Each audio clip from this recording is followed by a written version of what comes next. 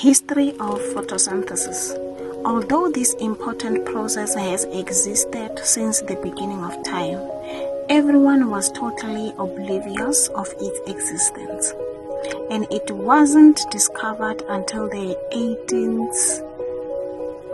There isn't merely one scientist who made this discovery, as several different scientists over the period of more than 200 years contributed to the discovery of this important natural phenomenon.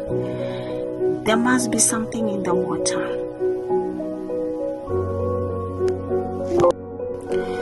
Photosynthesis was partially discovered in the 16th by Jean-Baptiste van Helmont, a Belgian chemist, physiologist, and physician. Helmont performed a 5-year experiment involving a willow tree which he planted in a pot with soil and placed in a controlled environment. The willow tree was carefully watered over the 5-year period.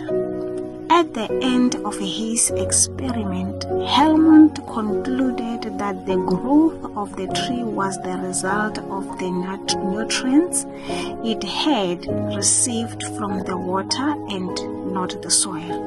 Helmont's conclusion was inaccurate, but his experiment proved that water contributes to the growth of plants. Joseph Priestley is another scientist who contributed to the discovery of photosynthesis. He was born in 1733 and later became a chemist, minister, natural philosopher, educator, and political theorist.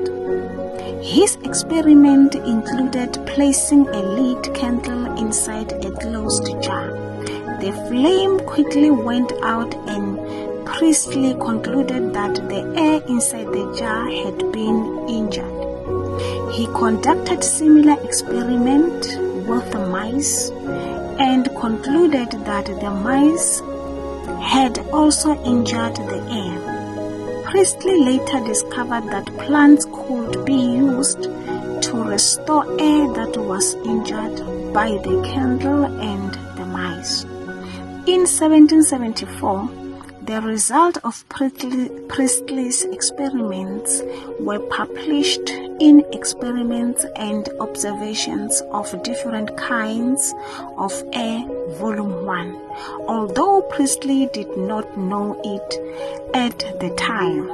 His experiments proved that air contains oxygen.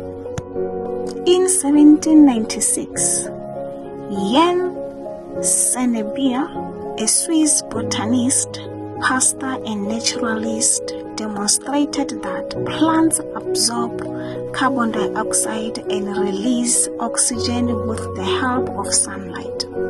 In the early 18th, Nicolas Theodore de Souza demonstrated that while plants need carbon dioxide, the increased mass of growing plants is not the result of carbon dioxide alone, but also the uptake of water.